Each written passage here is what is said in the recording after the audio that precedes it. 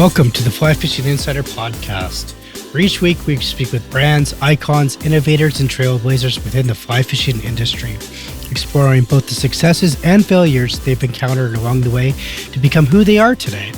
But first, if you have not yet subscribed to the podcast or joined our email list, please do so by going to the flyfisherinsiderpodcast.com, or you can also find us on Instagram at flyfisherinsiderpodcast. Now let's begin.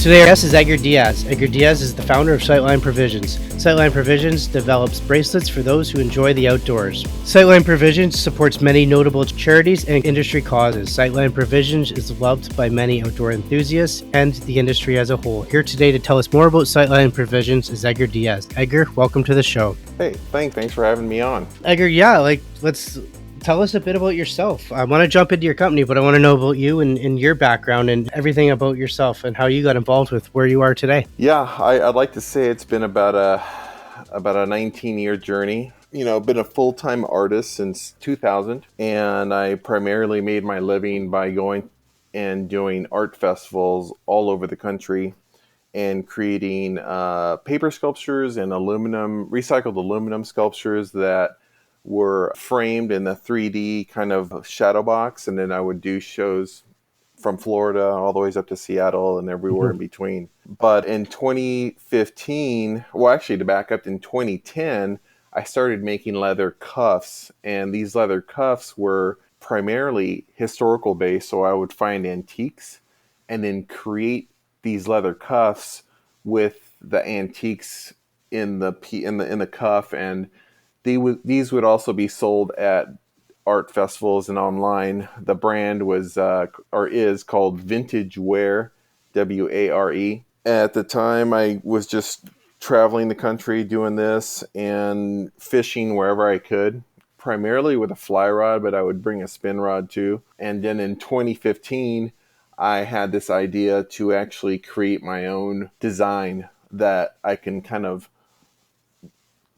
go off of the vintage wear cuff design and kind of water it down to make it more streamlined, and then focus on an outdoor brand that would be something that anyone can wear and would be kind of more affordable. At the time, my cuffs were ranging from $125 up to $1,000. When we first started Slightlineprovisions, we had a $50 price point that we started at, but the quality of what we were doing was already there. It was already built into it because I've been making these cuffs for 5 years at the time. That's how Slightlineprovisions was born, is making an outdoor inspired piece. We started out with 6 different designs. There's a moose, a bear, an elk, a trout, a dry fly, and a buffalo, and a bison, I mean. So that's how we started Slightlineprovisions in 2015. And that's, so my background is as an artist, although I did get my degree in sociology from Chapman University in Orange County, California. Somehow I've found a way to create as my career and to be an artist and now a designer.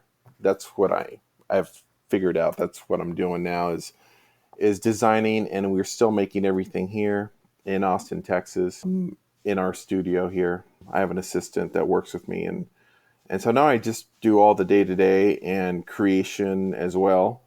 But for the most part, it's being around and promoting the brand and working with my retailers and then handling the everyday duties of what it takes to manage a brand. Edgar, I'm going to stop you right there because you said a lot of content for us right there, which is great. It's a total snapshot, but I do want to dive in a bit more in detail here. First off, when you said we, who's we? Is it just you and an assistant, or is this a family business? Is your significant other involved? Like walk us through that. Yeah, I think it's a mixture of everything. I mean, I have an assistant that I've had for 3 years. She came to me and was brand new, never had even lifted a leather punch, and so I taught her. I've shown her everything it's taken for me to create what I do. So she's with me pretty much every day. She creates 90% of what you're seeing out there. My wife has been she's been supporting Sightline for a while. So yeah, so it's a little bit of a family business, but then more separate with my assistant. So is the assistant, and I don't know if you're able to agree with this label, but is the assistant more of an apprentice or is it an assistant? I think by default she's become an Yeah, apprentice because that's what it sounds like. she can make Yeah, everything. that's what I it mean, sounds like. So, so and the other yeah, thing I wanted to ask yes. is, like, do you still carry the original designs that you started Sightline Provisions with, like the moose, the bear, the trout, the dry fly? Are those still available for on? Are you still in production with those? Because I know you've spun off in so many different directions. Yeah, no, the only one we've changed is the elk. It's gone from the elk kind of like a from the shoulders up Hmm. design to more of an elk shed. So you've got the shed of the antler shed, but the dry fly, well, actually the dry fly came afterwards. The trout is definitely still in play. We just actually added it to our lost cast collection, Okay. and it looks really nice. But most of the pieces are still available today, just because part of it is just their popularity, but it kind of just centers me back to where I was when I first started this brand, which is pretty cool. Which is really cool because that's where I'm going to go. So let's talk about that. So here you are, you're in school, you've made this happen. What's it like when you realize? Well, take us back to that moment when you realize, like, hey, I'm selling these things. They're selling like wildfire, and I'm making a living at doing this. What was that moment like for you? Well, I mean, I had been making artwork for a living, Hmm. so that kind of like boom, like wow, I'm making a living creating things. That happened years ago. The thing is having to reinvent yourself, especially with when you start a brand. Hmm. I mean, you're hustling. I mean, and to this day, I'm still hustling, Oh but yeah, you have to. it almost feels like you're almost like living this dream. Like there's no way that I can be doing this. This is incredible. When's it going to end? That's the worst. That's like those are some of the worst times where you just start doubting Yeah, yourself. But I'll tell you right now, when I first started really producing these pieces, it was winter of 2015. I started the Instagram account. All of a sudden, we put a red fish bracelet up there. Boom. I got 25 likes, and I thought, I've never seen that before. That's crazy. When I put stuff up with my other artwork, it would be like 10 likes here. It would take like a week to get to that point. It happened in a day, and I thought, that's interesting. That's pretty cool.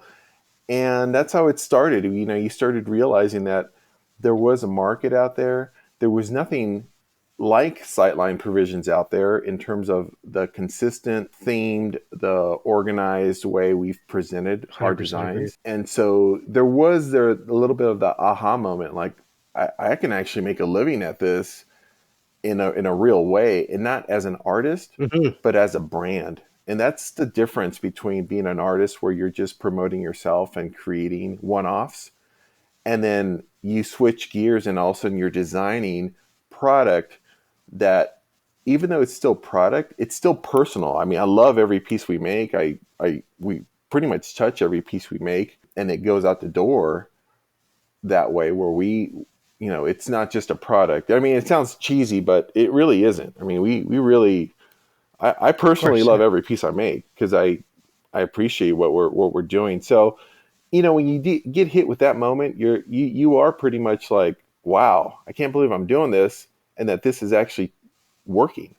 But at the same time, you're just so deep into it that you don't even. Sometimes you got to like step back and kind of see what you've done to appreciate it, because every day's a Mhm. grind, and it's a good grind. It's not anything bad, but it's positive. I like it. But that doesn't mean I haven't had my dark moments where I'm thinking this isn't going to work.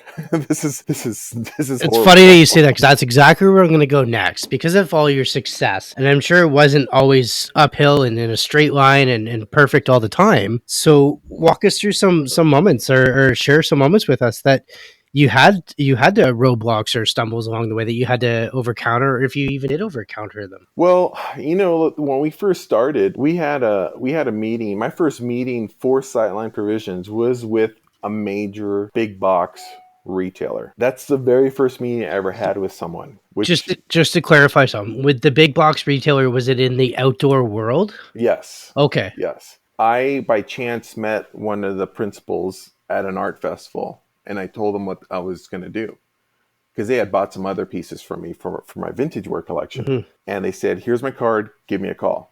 So I put together my collection, which in a way was the motivation to actually get off my ass and do it. Yeah. Because I'm full of ideas. I always have ideas, but this is the first time I actually had someone really like motivate me, that they said, when you're ready to go, we're ready to talk. And so going up to meet with them, I thought I had hit it. I thought I made it right off the bat. I thought, okay, I'm going to be able to produce 2,000 pieces, 2,000 units, get them to their stores, not realizing the logistics and also the complexity of working with a big box company. Mm-hmm. And so when I did meet with them and I was confronted with, you really need to know exactly what you're doing. You need to know your supply chains. You need to know where your materials are going. You need to have R&D involved so that you know what's going to happen to that bracelet 6 months from now, a year from now. You have no idea. Because these were brand new at the time. They were only a month old when I met with this company. Yeah. I was, that was a big hit immediately, right out of the gate. Was, oh my gosh, I got to put together potentially 2,000 pieces in 3 months, not knowing how I was going to do it. And to make a long story short, the meeting happened. It didn't work out because they wanted to start slow. I wanted to start fast, but in hindsight, they actually did me a favor by telling me you got to start slow. And one of the things that happened was I ended up getting that. So the big box thing didn't work out. On my way to the airport, I ended up popping into my first account, which was Feathercraft. I didn't know it was Feathercraft. I just thought it was a fly fishing shop. Right off the bat, they ordered 144 units. Wow. And I thought, wow, so I lost this account. This big account's not going to work out, but this one's going to work out. And what I learned really quick was I was making these out of metal and not stainless. They were out of mild steel. I did not realize they would rust. Yeah, I was going to say they would rust, yeah. And not just rust out on the water, but rust in the studio as you're making them. So I had to change gears really quick, had to figure out how to make them so they wouldn't rust. Mm-hmm. And so there's a few hiccups there, and it took me about 2 months to figure things out. Luckily, they were very understanding at Feathercraft, and they said, just get them done the way you need to get them done, so that we don't have any returns. And yeah, we got them done. That was right out the gate. I thought, oh my gosh, it's over. I can't believe I thought I was going to be able to do this. But in the 3.5 years since then, there's been lots of ups and downs. There's been, for the first 6 months, I think I had 5 retailers. And that was hard because you think you have a great idea and everyone's interested, but no one's committing. I think by the end of July or by the beginning of July, which is right before I left for IFTD, which is the International Fly Fishing Trade Dealer Show, I think I had 20 retailers at the time, which is still good, but I had really hustled for those. Yeah. And then when I went there, I got 50 retailers in the first week. And so 50 on top. That was a was high. That 50 on top of the 20? On 50 on top of the 20. Nice.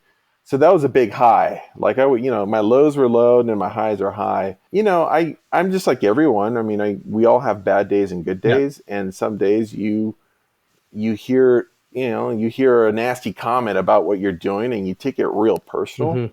where you should just kind of like move on and not worry about it because you've got, 100 people that love what you're doing. And, you're going to always have people that don't like what you're doing. And I totally can accept that. But you have to, right? Yeah, I mean, you have to. You can't, not everyone's going to love what you do. And mm-hmm. that's just, it's a fact. You can't get around that. That's okay. That means you're doing something though. Right? Yeah, that's what I keep hearing from my wife. When she sees me and she sees how down I get sometimes, and she's like, "Have you not realized what you've been able to do? Don't worry about that one person that doesn't like what you're doing or isn't happy with what you made. Let's talk about what you're doing because you guys are doing like great things over there. And I don't want to get too far ahead of this because there's a lot of content in between here that I don't want to miss. But you guys." You're now in, I don't know how many shops, like countless of shops. You probably gain a shop a day here, mm-hmm. but you've started this global phenomenon in a way with these with your art? Like what does that feel like? You've gone from the highs and the lows and stuff to everyone wanting them, or some people sit there and like, you know, these are now things that you open up under a Christmas tree. Like that's something you've started, right? Yeah, I mean, How's that feel? that Like it's yeah. it feels really good when you step back from it and you look at what you're doing and where you come from, because to have one idea and actually make the idea a reality, that's the easy part. It's getting it out there. And I have to thank everyone that has purchased a bracelet, whether they know me or not, because Mm-hmm. those people that they might not know who you are, they might not know what your company is, they might just like the look of what you're doing. Still, it's a gift to have that sort of reaction that allows you to grow your business. So yeah, we're at about 100 retailers worldwide. That to me is amazing. If you would have told It me is. Yeah. like you'd have retailers in Russia, you'd have retailers in Argentina and Italy, I mean, I would have been like, yeah, I'll take that. That's awesome.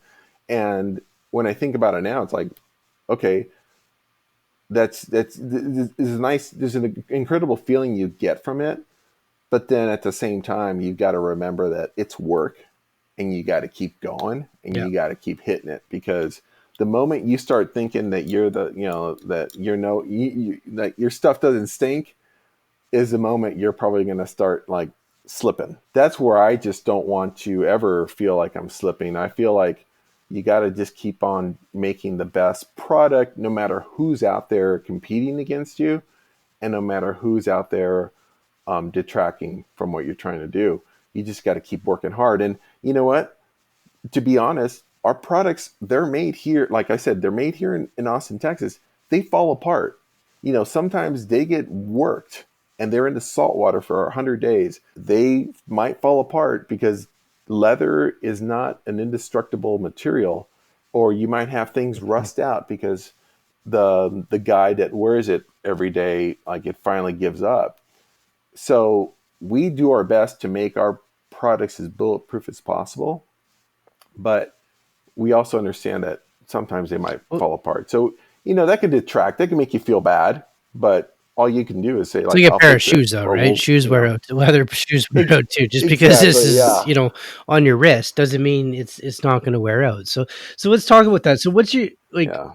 the sourcing of your product, like the sourcing of your leathers and the sourcing of your materials that you use to make your bracelets? Like what, like is there a standard that you have, or is there a specific grain of leather that you require? Like walk me through that. So when we first started, we were using a regular, like a high quality leather that was sourced from different countries. So some of them would be sourced from Brazil, some of them would be USA based. Pretty much South America was the predominant place where we would get a lot of our leathers. Components are going to be imported just because you can't really. I mean, I've looked for rivets domestically made, they're really hard to find. Because they're such tiny little bits of steel or metal. But the badges themselves, those are made here in the United States. I design everything on a computer, and then I have my laser company cut them out. So when we receive the little badges that you see on the bracelets, when we get them, they don't look the way they look like when you get them on your wrist on a bracelet.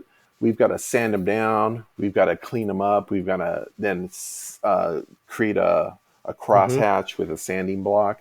So there is a lot that goes into just making the badge. And then the leather, like I said, was predominantly South American with some Yep. American-based tanneries. In 2019, I made the decision to switch our baseline, our basic retail collection, to Horween leather. And Horween is it's over 100-year-old tannery based in Chicago, Illinois. You will find the best, the most amazing leathers made there in that tannery. And so that's where we now have really decided to make every piece that comes out of our studio is going to be Horween leather. And so we know exactly where it comes from. That's awesome. I mean, everything's pretty much US made except for the rivets. So hopefully there's a rivet making company that can be like, hey, I solved your problem. Yes. So I love that. Is there a testing period that you guys use? How do I say that? How do I state this? Like, what's the lifespan of a bracelet? I mean, I guess it's going to vary depending upon use, right? It'll vary, and it's pretty weird. I just got an email from someone today that he sent me a picture of the bracelet, and the leather where it folds over on the strap keeper, it just cracked and fell off. That's kind of rare. We've got our ambassadors like Jaco Lucas, Christian Pretorius. We've got David Mangum, all these guys and girls that are wearing our bracelets every day on the water and out in the outdoors. And every time I see them, I ask to see the bracelet. Like I say, hey, can you take it off? I would like to check it out. And I look at it and I kind of give it a good tug. Solid. And sometimes you realize like, wow, this is pretty much, these are solid. Now, one thing that is a weird thing that I never realized, but pH balance and skin chemistry can also be a big factor in how long a bracelet lasts. I've got a customer that they almost their skin and their oil, their sweat almost eats through the leather. But she loves what we do, so she sends it in every year and like, can you rebuild this? And she sends me a check and wants me to rebuild the bracelet, and I appreciate that. But when it comes to salt water and sweat and fresh water and certain circumstances that might contribute to a leather bracelet weathering more than it would in a different zone or region, they're all variables that I can't control. But I would say that a leather bracelet lasts as long as you want it to, depending on how you take care of it and your body, in terms of what it does to it, whether it's, like I said, the pH balance or the oils from your skin. I have pieces that I've had since the beginning 3 years ago that I wear every day, and they're really solid. Yeah, you'll have issues where people just maybe I never would have thought of that, the pH balance, but it totally makes sense. Totally. Yeah, and I didn't even think about it either. Yeah. And R&D though, for 3 years, we've made thousands of bracelets and we feel pretty confident in them, but they're not bulletproof. Something's going to happen. No, of course. It's just so funny because you'd probably be like scratching your head on like, why is this one falling apart, but this one's not? And you, like, it's such an overlooked, you know what I mean? Like, it's so overlooked. Like, yeah, the pH balance, the acidity definitely would wear through that. So, you mentioned something in there about the ambassadors. Like, walk us through like who are your ambassadors, just to give a few of them, and why are these ambassadors the ones that you guys have decided to go with? Additionally, how does one become an ambassador? Well, when we first started in 2015, I think I got my first ambassadors in 2016, and they were more, it's regional people that we had known that had bought our products. First of all, number one rule is, if you're going to ask to be an ambassador for anybody, use their product. I mean, that's number one. Use it, promote it. I'm glad you said that. I totally get it. Instagram has turned it turned into a culture of like, hey, I can do this for you. I always think, what have you done for me? Have you bought my product? Have you supported what we're doing? And it's amazing how many people you get that want you to give them free product, but they've never bought your product. So that's kind of a pet peeve of mine, but I also understand that's kind of like what we've entered into that sort of world. But to get back to ambassadors, we had regional ambassadors that we started out with, and people that supported our brand, and we still have them on board. We just, in terms of promoting, I currently am still managing all that, so I have to manage that as well as everything else that I have to do. But some of our first ambassadors, like Justin Pickett, he does work with Gink and Gasoline. He's been a really big supporter of Sightline from the beginning, and so we have someone like that. We have there's a girl up in South Dakota Fly Girl. She's been supporting Sightline since the beginning as well. And then we have, someone like Christian Pretorius and also Jaco Lucas, who were Mm-hmm. like the first, you know, them and Jonathan Jones, Redbeard out of Australia, were kind of like the first international type, big Ambassadors, yeah. stage ambassadors that are taking our products and our bracelets like literally all over the world and trying them out. But we've got local ambassadors here too, like JT Van Zant, who's a guide on the Texas coast, and then we've got Paula Shearer up in Canada, Yeah, yeah. and Rebecca Rebecca Red, Red right? up in Yeah. Canada. So I'm like blown away that when I look at and of course I'm not mentioning a lot of other great No, for sure. ambassadors, and I'm sure the I list is call them, long, but yeah, yeah, we call them sideline provisioners.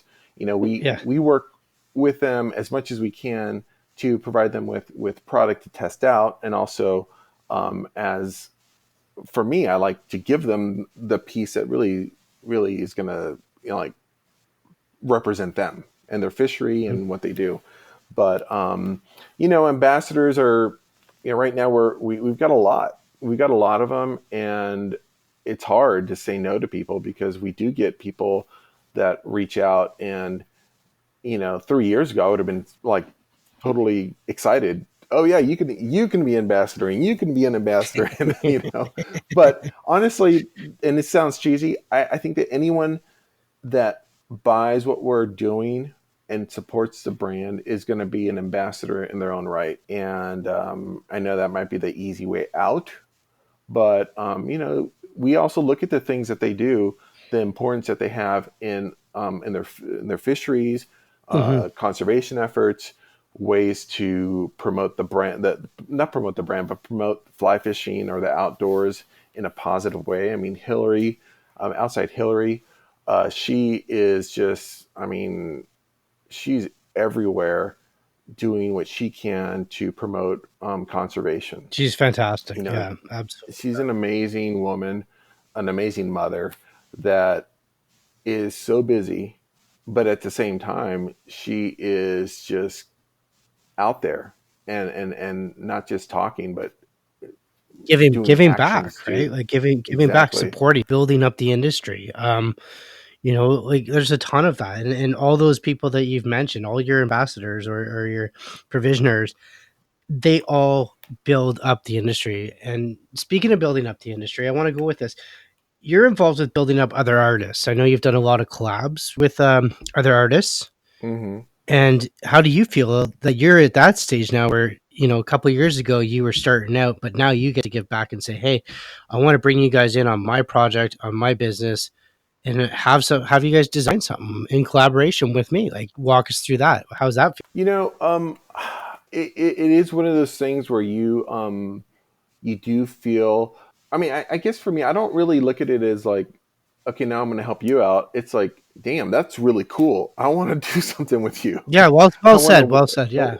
I want to work with you on that. Like, Mike Williams with Mike Williams art. He hit it pretty cool. He was doing the hats about a year and a half ago. I noticed what he was doing in terms of painting on hats and creating these amazing illustrations um, on caps. And I was never that kind of guy that would wear a hat that would be painted on. It just wasn't something that I liked or that I enjoyed. And then I saw Mike's stuff and I thought, wow, that's pretty But it's badass. it's totally it is badass. It's Yeah. different. I And agree with so, you. I reached out to him. I started to get to know him a little bit, and I said, hey, I'd like to maybe do a little project. He made an awesome Arapaima cap for Indie Fly, which is Oliver White's the foundation he founded with Costa, and so we did a little Indie Fly Arapaima hat on a Sightline hat, or on one of their Costa hats actually, and then that was fun to do, and that kind of gave me an insight into Mike and what he's doing, and I thought, okay, well, let's work on something else too, and he helped me with the Game Changer fly the Blaine chocolate piece that Mm-hmm. we did for our provisioner Blaine chocolate. Yeah. He helped me create that design so that it worked on a badge, because the Game Changer has got so many different fibers, and it's such the silhouette can be very difficult. But Mike was able to help me kind of create it into a silhouette that worked on a hat. And so obviously Blaine worked with us on this, and was approved of it, and it's been a great seller for us. So having Blaine be part of my provisioners kind of fed into creating that collaboration. So working with other artists is kind of weird though, because as an artist you kind of have this ego that you're like, wait, no, I'm the artist, no one else can do what I'm doing. But then you're a designer now and you realize they could do something better than you can. How can I be part of that? And so I've had that the other way around too, where I have had brands reach out to me and say, hey, we like what you're doing, how can you do something for us? and Mm-hmm. um, and so yeah, it's been really neat to do things like that with other artists that are up and coming, and I consider myself an up and coming brand, but I do know that I have more history and more time out there that can help benefit some of these other artists that are starting out as well. Which is cool. I mean, it's great to do to help out and give back. So, and I love the collabs. So, how is the industry taken to the collabs? Do they like the sales essentially? Are they? Yeah, I mean, it's fun. Like some collabs are going to be Yeah, of better than course. Yeah, of others, no course. matter Yeah. what you're doing. When you have the idea, it's just you just don't know what's going to happen, and sometimes you might even be too early Mm-hmm. to an idea for people to really grab onto.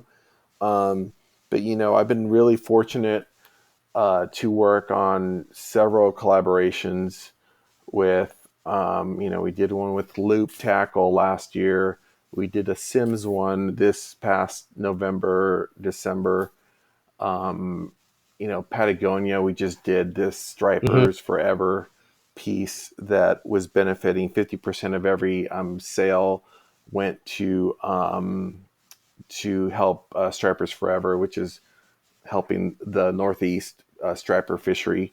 We've done things with the Indie Fly Foundation, which helps people, indigenous people all over the world, in terms of creating economic benefit by taking advantage of their resources. Like in Guyana, the Mm-hmm. Arapaima fishery there. That's been pretty cool. But you just don't know, and I like to limit the collaborations so they're not like super big. They're like we did the Rep Your Water collab last Yeah. September, and it was a brown trout, a kite brown trout with a feeding permit. We did 114 Okay. Yeah. Yeah. hats together, for each design, which to me seems like a lot, but to a brand like Yeah. that is like a very small run. Um, so it just depends on how sometimes if you overdo a collaboration, it's like, okay, well, you kind of lose that energy from the beginning. But sometimes they're absolute hits, and you're like, I wish I would have made more. And sometimes they take a little longer to sell, and that's cool because Yeah, eventually no, they'll I sell hear out. you. I want to shift to the other projects you're doing, like the Pebble Mine one, stuff like that. These are things that your brand is active in, is I guess the word I'm going to say.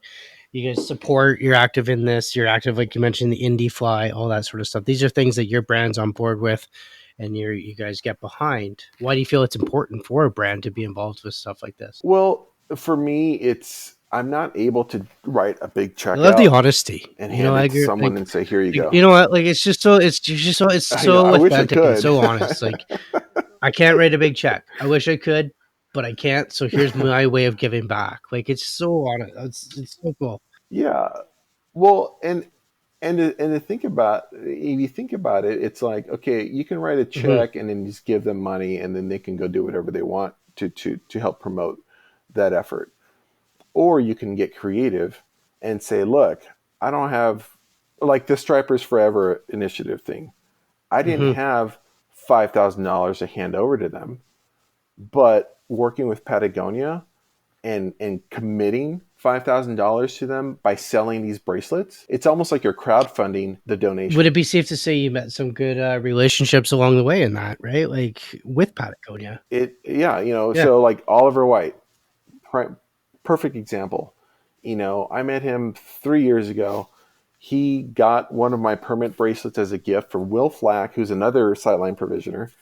And him and I met, and I had already found out about IndieFly and talked to some other people, Sasha and Andy Danielchuk, who are also, they're my scientific provisioners. They're the Mm-hmm. people that do the science and know they're biologists and fish biologists. So, I agreed to like, yeah, let's make an IndieFly edition piece. And so that has been a great relationship that has helped perpetuate Sightline Provisions out there. It does, I don't do it just for that reason. It's like a byproduct. It's like something that, what is great if it happens. If it doesn't matter. Because all I want to do is help another organization do something positive in this world. So if it happens, great. If it doesn't, then all I know is I just was able to raise some money for this organization Exactly. because Yeah. of what I can create in the studio. And Yeah. that's all that one started with IndieFly. I would just one day I just decided, you know what? I'm going to make an artist edition piece, and I Yeah. don't have $150 to donate to them, but I'm going to sell this piece for $150, and then I'm just going to Yeah. turn around and It's donate it to IndieFly. And the first time I did that, it blew. Like Oliver called me, he was like, "Dude, that's awesome that you did that." And I'm like, "Well, I didn't think it'd sell it that quick, but it sold." And then that kind of got me thinking of ways to make an impact without, because I mean, it's funny, but I mean, I'm a mm-hmm. nonprofit myself. I'm building a brand, and I'm trying to make money, and I'm trying to create a legacy. So I don't have the ability to just, like I said, hand the money over, but we can do things that create awareness and also generates funds in a different way. It's super cool. Definitely. It's just such a good solution. Like you said, right? You don't have a check to write, but here's the solution to that for anyone that wanted to ever get involved. So I wanted to talk to you about the brand again, getting back to that and circling back to that. What's next for the brand? You're doing the bracelets. You have some other articles. What other articles do you have? So, one of the things I struggle with is I just get so many ideas that come into my head Because you're an artist, right? just You know on that. my own.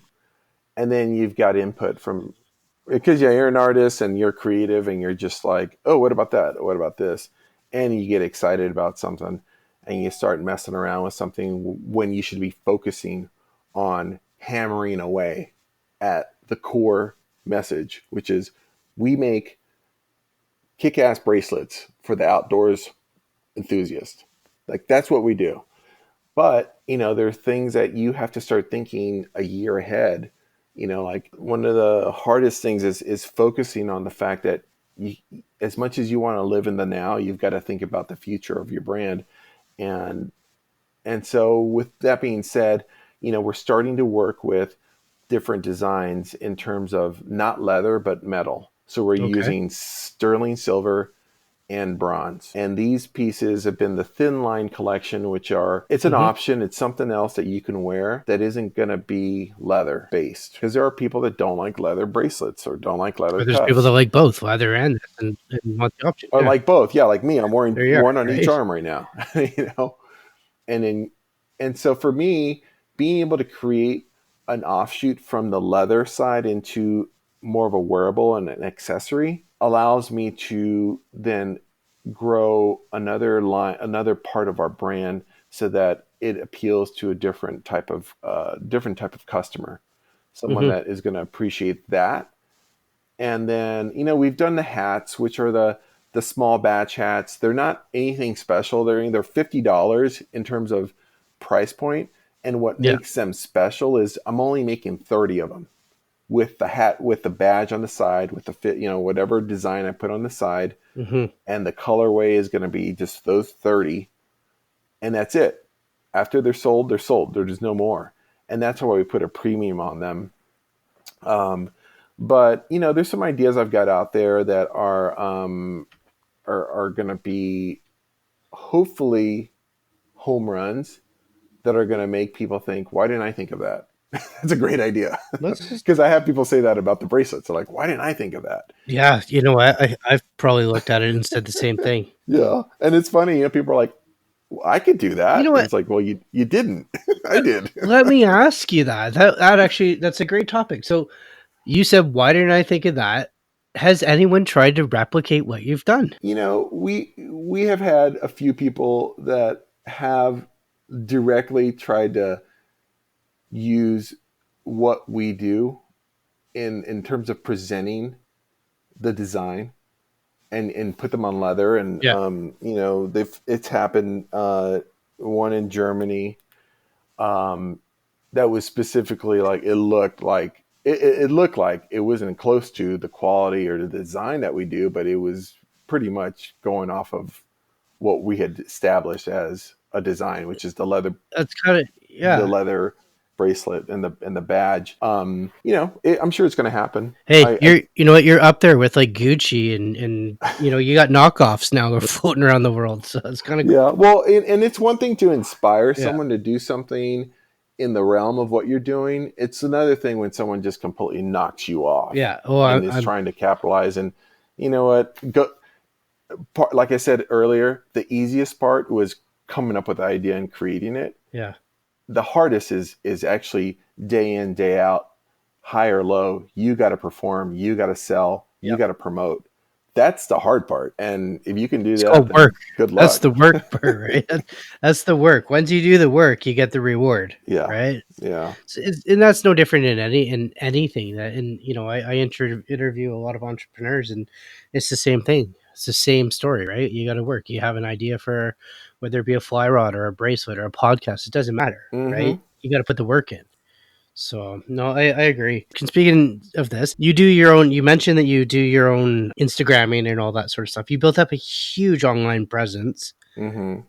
Talk to us about that. How's that going for you guys? Well, I mean, I would say that's, I hate to say it, but that's probably the number one reason why we've grown as much as we have is social media has provided me with a platform to show off what I'm doing. Yeah, I agree. And and I say for good or the for you do have the bad things about social media, but in regards to what I've been able to accomplish, there's no way I could have done it without Instagram. And I hate to be a commercial for Instagram, Mhm. but and I mean doing it the right way too, not just buying followers or trying to find content that's going to bring people to your website for the wrong reasons. Mhm. It's if you look at my thread or my history or whatever you want to call it, I try to put things on there that are relevant to the brand, relevant to the people that we work with, and relevant to what we feel we are being like what we're part of. And sometimes that's going to be an awesome looking fish that someone just caught that's like, Christian Pretorius with a bumphead parrotfish in the Seychelles, which is going to get me at least 500 likes minimum. Yeah. But sometimes it's an amazing photograph that like David Fasten took of this young boy in Belize with a loon hat on the end of a dock holding the fly rod who just learned how to fly fish. I mean, that was like an amazing shot. I posted that last month, and that is our best performing post ever. And you know what? The artist in me hates it. It's like, ugh, it should be one of my works of art. That should be the best performing post ever. But it's part of what we are in terms of what we're trying to do as a brand and create that those intangibles, those memories, those things that you can attach to a Mhm. bracelet that you're wearing. So in regards to building up our audience, yeah, it's taken, we're at 14,000 followers right now, and I appreciate every one of them. I mean, every one that means something. I mean, obviously there's going to be a lot of stuff in there that's just riff-raff, but yeah, without Instagram, I don't think we'd be where we are now. And Facebook is kind of like Facebook is fine. I don't really get Facebook like I do Instagram, But yeah, it's a full-time job It, doing it that. it definitely is. It definitely is. You don't get 14K in followers by slacking or not posting appropriately and stuff like that. So yeah, I'm just on your Instagram account now as we're talking. So and I took a look at that photo that you mentioned. So and yeah, it's like you said, right?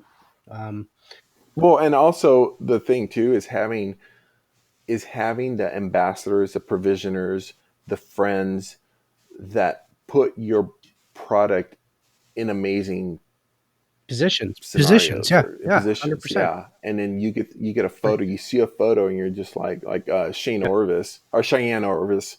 She's a friend of Okay, ours. yeah. She just caught her first permit, and she's lifting this permit and she's got a permit bracelet Hmm. on. I mean, that's an amazing moment for her.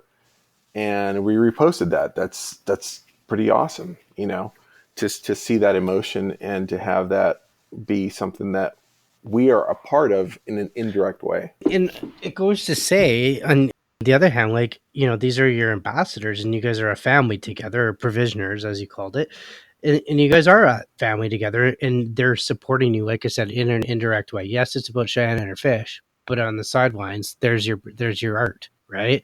And Yeah. and I like that because that's it.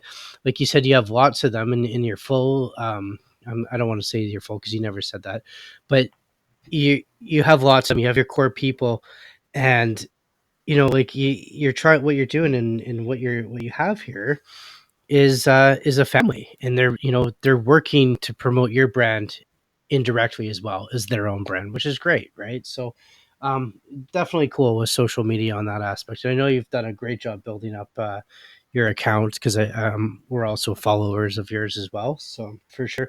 So Well, what thank you. would like what advice would you give to someone that's sitting there listening to this podcast, young artist, and they're sitting there thinking, hey, I want to do this. I want to do this. They don't have the exact same thing as you. They want to do this, or maybe they do. And what would your advice be? Hmm. uh, I can go the follow your dream route and just be like, That's just follow but your that's not really dreams. that's It'll not all but work that's not out. really you.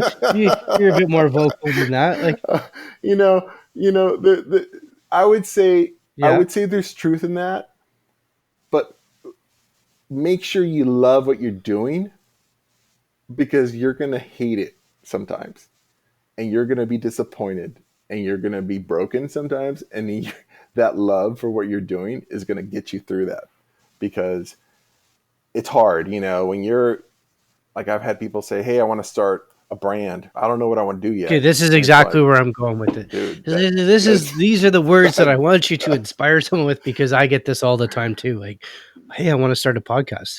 Just what we were talking right now. Someone messaged me, I want to start a yes, podcast. You know what I mean? Like I get it all the time, yeah. and it takes work.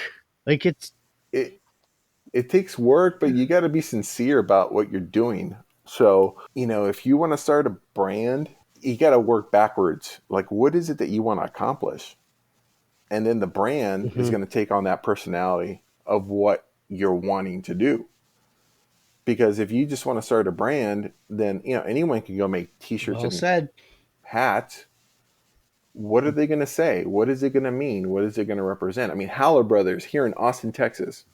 I mean, I don't think it's a secret. I'm a fanboy. I mean, Hmm. I love my Howler Brothers. You know, I've got a closet full of these shirts. The Gaucho Snap shirts with the artwork on both sides. You know, when I see those shirts or when I see them on a rack or I see them on or I'm wearing them, it makes me feel different. I mean, there's a feeling I get when I wear the clothes. Okay, they just didn't decide they wanted to make a brand. They had a philosophy, they had a design aesthetic, they had things that turned into Howler Brothers Yeah. organically, and Chase and his founders, they had there's soul in what they're creating. That's the number one thing I think. That's the intangible ingredient that yes, we all want to have a brand. We all want to do something important and great.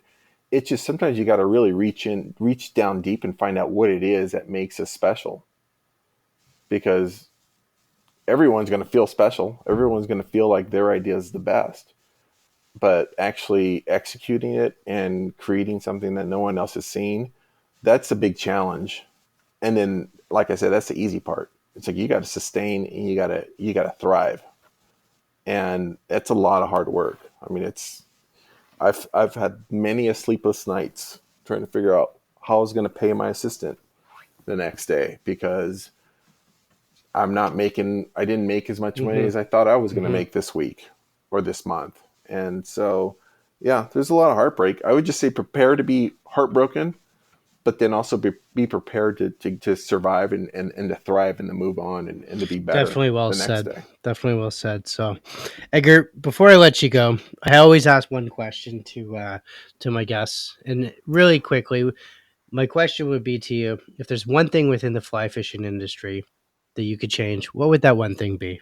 I'd make it bigger. You know, that's actually a very common Okay, answer. I won't leave you with that one. I'm just bugging you, but it's a great answer for a guy that's selling bracelets. Yeah. Well, I would say that I don't know. I mean, I think that being in the business relatively for a short time, it's been 3 years. I've met a lot of people. I mean, I've just been blown away how generous and how nice everyone has been. It is a family, isn't it? It is a family. So in many ways, I'd like that family to be bigger. Yeah. And it's not just for customers, but just in general. I think of fly fishing as an up and coming sport. I mean, I think it's being open to a lot of different people and a lot of different, in terms of your stereotypical fly fisherman is no longer that. You've got people from different backgrounds. I mean, I myself, my parents are from Central America, and I grew up in LA, and now I live in Austin. So I'm a little bit darker than most. But we've got, a lot of different ethnicities starting to fly fish and starting to enjoy the outdoors. So I guess in my way, I like it to be more open to all sorts of people, not just your typical fly fishing consumer, a customer. I like the 50-50 initiative, but I'd like to see more of a just including everybody in that. A global inclusion. How's that sound? Yeah, exactly. So in that way, yes, I want to grow it, but I want to grow it the right way, not just super to make cool. money. Super cool. Love it. You know what, Edgar, before I let you go, where can our listeners find you? Well, like I said earlier, we have about 100 retailers worldwide on our website at www.slightlineprovisions.com. You can click on the retailer tab, and hopefully you can find a retailer near you. If you can't, we also have our website, which I just said, Slightlineprovisions.com. You can find us there. On Instagram, Slightlineprovisions. And on Facebook, you can find us at Sightline Provisions. Perfect. And do you have anything for our listeners today before I let you go? So I created a special for all of your listeners.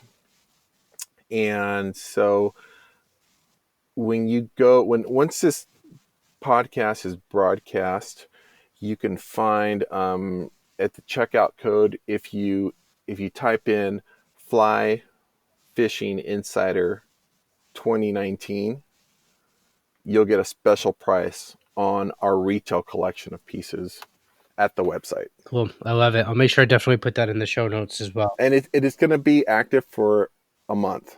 So just keep that in mind in case someone's listening to this podcast even better. 2020. So we'll both promote that heavily then. So we'll make sure that happens on our end as well for the social side to get that out there. So I want to thank you, Edgar. Always a pleasure talking to you. I love the authenticity of where you're at, and I love the brand as well. So, Edgar, thanks for being a guest on the show, and I want to thank the listeners as well.